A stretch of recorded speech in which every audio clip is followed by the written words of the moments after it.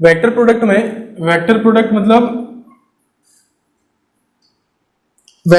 मतलब क्या होता है, अभी हमने इसके पहले पढ़ा था डॉट प्रोडक्ट। इसका डॉट प्रोडक्ट यानी स्केलर प्रोडक्ट, उसमें केवल हमारे पास मैग्नीट्यूड था। इस पे और अभी हम जो पढ़ने वाले हैं इस पे हमारे पास मैग्नीट्यूड डायरेक्शन दोनों होगा, है ना।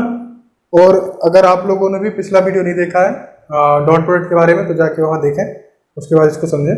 चलिए स्टार्ट करते हैं, लेट्स बिगिन। तो जनरली फॉर्मूले से ही शुरुआत करते हैं ना। फॉर्मूला क्या होता है, इसको हम क्रॉस प्रोडक्ट भी बोलते हैं, यानी दो प्रोडक्ट के बीच में cross, mod A mod B, और ये होता है साइन थीटा। अब इसको हम लोग वो हाँ ये साइन थीटा होता है। इसको रीड कैसे करते हैं, इस तरह से इसको पढ़ते हैं, the product of magnitude of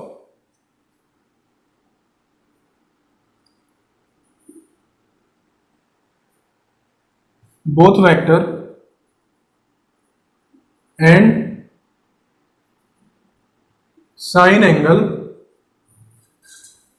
between them, है ना। दोनों वेक्टर के मैग्नीट्यूड का प्रोडक्ट, ठीक है, and sign angle between them, है ना। साइन एंगल लेना है। Direction, the direction of cross product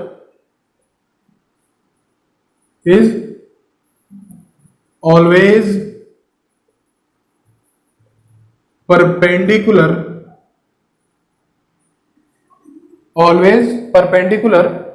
to the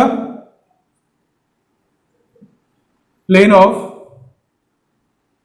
vector, है ना। प्लेन ऑफ बोथ वेक्टर कर देता हूं, है ना, बोथ वेक्टर्स। अब इसका मीनिंग मतलब क्या है कि इसका मतलब है दोनों प्रोडक्ट के मैग्नीट्यूड का प्रोडक्ट और साइन एंगल लेना है, और जो इसकी डायरेक्शन होगी वो हमेशा परपेंडिकुलर होगी दोनों प्रोडक्ट के प्लेन के। अब देखिए कैसे, जैसे ही आपका प्लेन है, कॉपी है तुम्हारी, है ना, कॉपी का पेज है। एक प्रोडक्ट तुमने एक वेक्टर ये बना दिया, दूसरा वेक्टर ये बना दिया, ठीक है। अब ये एंगल जो है वो इस डायरेक्शन में बन रहा है, थीटा, मतलब ए से बी की तरफ, है ना, ए से बी की तरफ। ये एक्चुअली ये टॉपिक आपका रोटेशनल मोशन में आपको ज्यादा मिलेगा, है ना। ये टॉर्क वगैरह में हमें डायरेक्शन की जरूरत पड़ती है ना। तो जहां टर्निंग इफेक्ट आता है, क्या आता है, जहां टर्निंग इफेक्ट, तो वहां पे ये क्रॉस प्रोडक्ट की हमें जरूरत पड़ती है टर्निंग इफेक्ट के लिए। तो अभी चूंकि वेक्टर पढ़ रहे हैं तो इसलिए हम ये सारा चीज कवर कर रहे हैं। 7 चैप्टर में आपको मिलेगा ये रोटेशनल मोशन में, दोबारा इसको एक बार और देखना पड़ेगा, है ना। तो देखिए ऊपर की तरफ, तो यहाँ पे क्या होने वाला है, यहाँ पे इन दोनों वेक्टर की जो डायरेक्शन होगी वो ये डायरेक्शन होगी किसकी, इनके दोनों के क्रॉस प्रोडक्ट की डायरेक्शन होगी, उल्टा ऐसे है ना। और यहीं पे अगर एक वेक्टर ये है, एक वेक्टर ये, अगर एंगल ऐसे बन रहा है तो इसका जो डायरेक्शन होगा वो यहां पे बी क्रॉस ए हो जाएगा। ए क्रॉस बी अलग चीज है, बी क्रॉस ए अलग चीज। उसमें कुछ नहीं, तो उसमें सेम था, हाँ, चाहे ए क्रॉस ए डॉट बी करो या बी डॉट ए करो, है ना। तो यहां पे ये चीज है। अब ये होता है यहां पे, अगर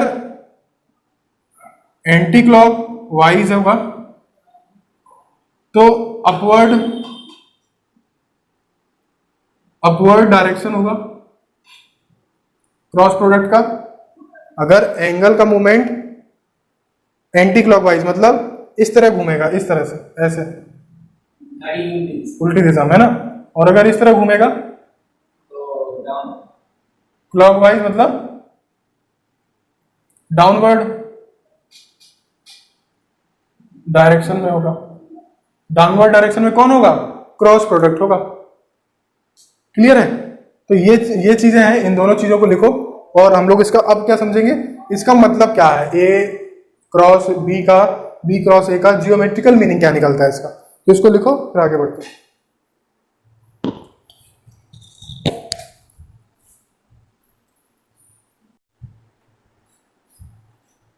अब इसका क्या समझेंगे हम लोग, जियोमेट्रिकल मीनिंग।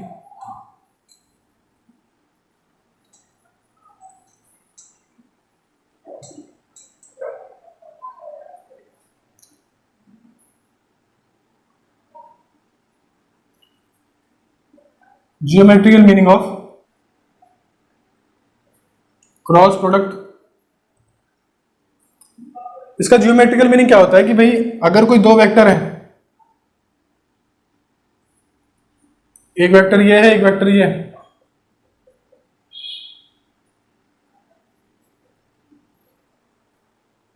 है ना, इनके बीच में कोई एंगल बन रहा है थीटा, एंटी क्लॉकवाइज है ना।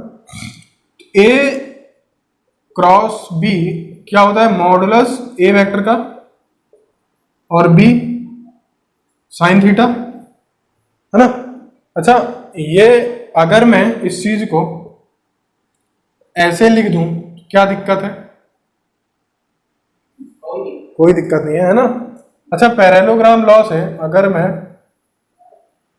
एक पैरेललोग्राम बना दूं ऐसा, है ना, और यहां से एक परपेंडिकुलर डाल दूं एन ओ,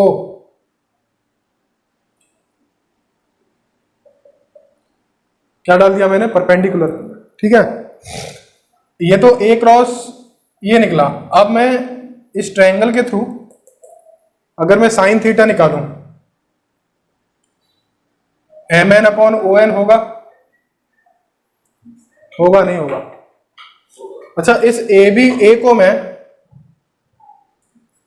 पी क्यू, ए को मैं ओपी और बी को मैं ओ एम साइन थीटा लिख सकता हूं ना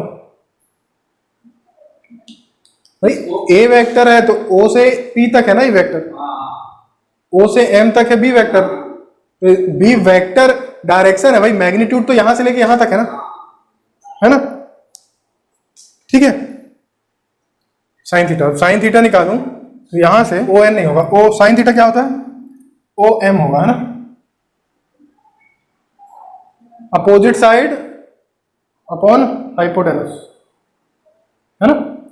तो अब मैं साइन थीटा की वैल्यू अगर यहां पुट करता हूं, ओपी ओ एम, और अब यहां से मैं साइन थीटा की वैल्यू पुट करूंगा, M N O M cancel हो जाएगा, ओपी और एम एन हो जाएगा। निकला क्या ये निकला पैरेललोग्राम का एरिया।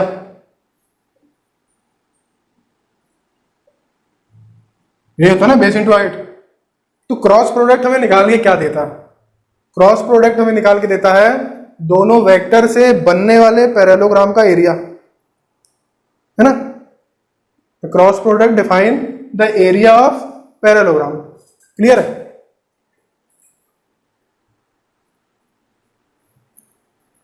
ये है इसका जियोमेट्रिकल मीनिंग। फॉर्मूला देखा हमने, डेफिनेशन देखा, है ना। अब हम इसके कुछ प्रॉपर्टी के बारे में आगे बढ़ेंगे, ठीक है। इसको उतार लो, प्रॉपर्टी बढ़ेंगे आगे।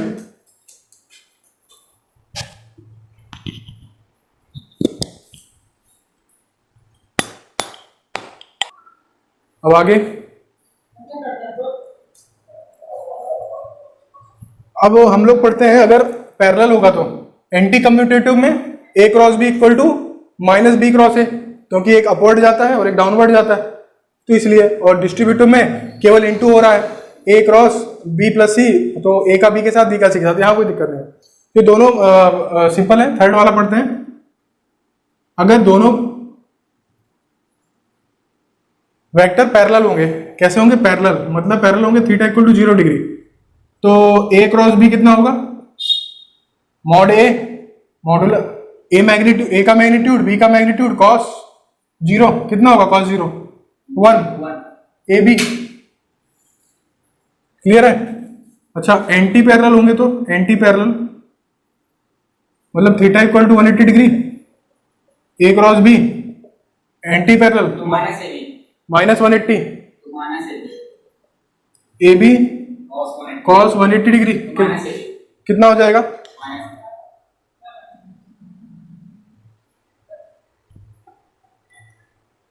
अरे ये कॉस नहीं है बेटा, साइन है ये। फॉर्मूला साइन 0 0, 180 भी 0, साइन 90 डिग्री होता है। हाँ ठीक है। ठीक है, ये दोनों जीरो हो जाएंगे पैरेलल कंडीशन में। अब फिफ्थ पॉइंट है कि जब दोनों vector theta equal to 90 degree में रहेंगे तब क्या होगा, ए क्रॉस बी, तो ए भी आ जाएगा। ए बी साइन 90 1 होता है ए बी, यहाँ पे ये मैक्सिमम होता है ना, यहाँ पे ये ए क्रॉस बी का जो वैल्यू आएगा वो मैक्सिमम आएगा वो मिनिमम। और यहाँ पे मिनिमम है पैरेलल पे। ठीक है, अच्छा अब आते हैं अपने ऑर्थोगोनल ट्रेड पे। ऑर्थोगोनल ट्रेड क्या था, वो x को i माना था, y को j माना था, है ना। तो ऑर्थोगोनल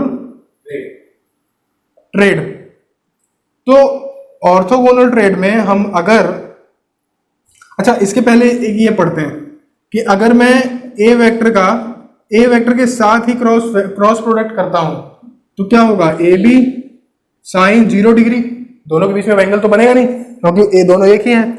तो ऐसे कंडीशन में साइन 0 कितना हो जाएगा, 0, याद रखना है ना। ए के साथ ए करेंगे तो ए होगा ना। हाँ तो ए होगा तो भी तो 0 होगा। तो 0 ठीक है, अच्छा अब आते हैं ऑर्थोगोनल ट्रेड ऑफ वेक्टर। अब इसमें क्या था, इसमें क्या था भाई, इसमें यह था कि अगर मैं आई कैप का आई कैप के साथ करूंगा और जे कैप का जे कैप के साथ करूंगा और के कैप का के कैप के साथ करूंगा तो ये 0 है। 0 हो जाएगा। वहां पे क्या हो रहा था, 1 हो रहा था। ठीक है, अच्छा इसको नोट डाउन करो, मैं इसको मिटाऊंगा ऊपर वाला, तो इसको ये वाला नोट डाउन करो, ये वाला मिटा के फिर ऊपर थोड़ा सा है ना बची है प्रॉपर्टी, इसको क्लियर करेंगे है ना आज।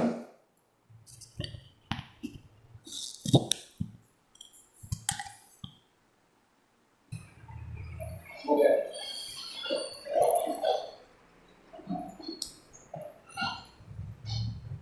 मिटा ले सब, ये ऊपर से जाइए ना नीचे से। इतना मिटा देता है। मिटा दिया सब।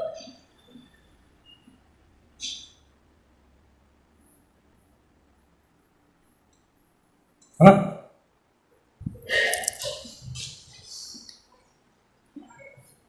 सेवंथ एट्थ प्रॉपर्टी, वो देखो यहाँ पे आई का आई के साथ तुमने किया, जे का जे के साथ किया, अब ये आई जे के हैं क्या,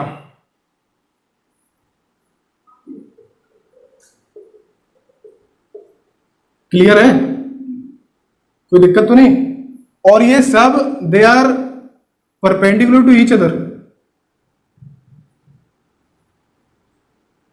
सभी एक दूसरे के साथ परपेंडिकुलर रहते हैं।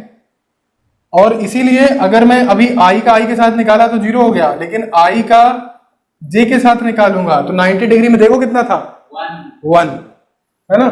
और आई जे के साथ 1, आई के साथ। अच्छा इसमें डायरेक्शन भी होती है बेटा, डायरेक्शन भी होती है। अब ये क्रॉस प्रोडक्ट है ना, क्रॉस लगा लेना, यहाँ पे मैं छूट गया होगा पीछे तो क्रॉस लगा लेना, सब में डॉट नहीं है क्रॉस है, यहां भी क्रॉस। अच्छा यहां पे वैसे 1 आना आएगा और डायरेक्शन होगी n, बात को समझना यहाँ पे है ना। हमने बोला कि i इंटू जे का क्रॉस प्रोडक्ट क्या होगा, 1 होगा 90 डिग्री पे, कुछ ना कुछ डायरेक्शन होगी उसकी। अच्छा डायरेक्शन क्या होगी, अगर यहाँ पे तुम देखो i और j दोनों 90 डिग्री पे हैं और इनका ये वाला परपेंडिकुलर ये डायरेक्शन होगा, क्या डायरेक्शन होगा, के। ऐसे ही j इंटू के आई और k क्रॉस आई जे, इनका वो निकाल ले, है ना। ये कैसे होता है, जैसे आई जे के, इस तरह से। जे और के का ऐसे कंडीशन में ये जो वैल्यू आती है पॉजिटिव आती है ना। अगर मैं इनका उल्टा कर दूं, अब जैसे मैं ऐसे कर दूं, ऐसे आई जे, अब ये ऐसा ऐसा जा रहा है ना, ये कैसा जा रहा है, एंटी क्लॉकवाइज जा रहा है, क्लॉकवाइज है ना। तो ठीक है, अब यहां से ये कैसा जा रहा है, आई जे के, ऐसा, तो ऐसे में निगेटिव हो जाता है। देखो बताते हैं, जैसे आई जे जे के,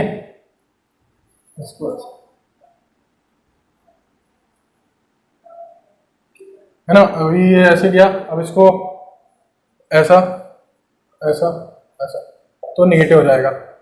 आई जे मतलब आई जे तो माइनस के, है ना, इसका उल्टा ले लो, जे क्रॉस आई माइनस के ऊपर वाले का ही उल्टा, है ना, माइनस आई माइनस जे, है ना, जे आई, इसको और बता दो, जे आई,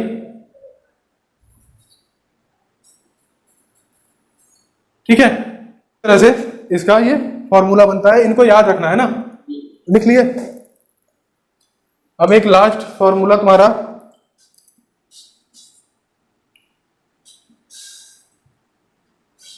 कंपोनेंट फॉर्म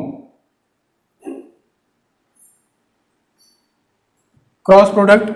मान लो कि तुम्हारे पास कोई वेक्टर है ए एक्स आई ए वाई जे, ये तो पता है ना कैसे आता है। दूसरा वेक्टर है बी एक्स आई बी वाई जे प्लस बी जेड के। दो वेक्टर हमने सीखे थे निकाल कैसे बनाते हैं, इनका कैसे मतलब है कहां से। अब अगर मैं यहीं पे तुम्हें क्या बना के दूं, अगर मैं यहीं पे तुमको बोलूं कि भाई दोनों का क्रॉस निकालो, तो क्या दोनों का क्रॉस क्या निकलेगा, ए एक्स आई, अच्छा वो क्रॉस मल्टीप्लिकेशन वाली मेथड लगा देंगे। हाँ, ए जेड के क्रॉस बी एक्स आई प्लस बी वाई जे प्लस बी जेड के होगा। अब वहां पे क्या होता था, वहां पे इनका इंटू करते थे तो 1 हो जाता था, और ए एक्स और बी एक्स आ जाता था। मॉड इनका देखो, एक हमने क्या निकाला था, हमने एक मॉड ए निकाला था अंडर रूट चढ़ा के, तो ये क्या निकला था, ए एक्स स्क्वायर प्लस ए वाई स्क्वायर ए जेड स्क्वायर, और एक बी के लिए निकाला था ऐसे ही, और एक निकाला था ए डॉट बी निकाला था ना वहां पे डॉट प्रोडक्ट में, तो वहां पे इन दोनों का इंटू आई हो जाता था। लेकिन यहाँ आई और जे का इंटू आई और आई का इंटू 0 होगा यहाँ पे, हमने है ना ये पीछे पढ़ा था, तो आई 0 होगा। अच्छा आई जे कितना होगा, आई जे 1 आई जे के होगा, तो ए एक्स और बी वाई के, ठीक है। अच्छा आई के माइनस जे, यहां कितना होगा, ए एक्स बी जेड और माइनस जे आ रहा है। देखो ये तुम इंटू घर पे करना आराम से बैठ के, मैं तुमको फाइनल कंक्लूजन दे देता हूं इसका। फाइनल कंक्लूजन में ये जितना भी आता है उसको हम ऐसे लिखते हैं, I J K A X A Y A Z B X B Y B Z. इस फॉर्मूले का बहुत यूज होता है, और इन दोनों के सहारे तुम साइन थीटा भी निकाल सकते हो, जैसे हमने कॉस थीटा निकाला था, है ना। अब ये तुम इसको पढ़ो, इसके कल अब कुछ न्यूमेरिकल देखेंगे, है ना, इसको और थोड़ा सा कल क्लियर करेंगे, ठीक है।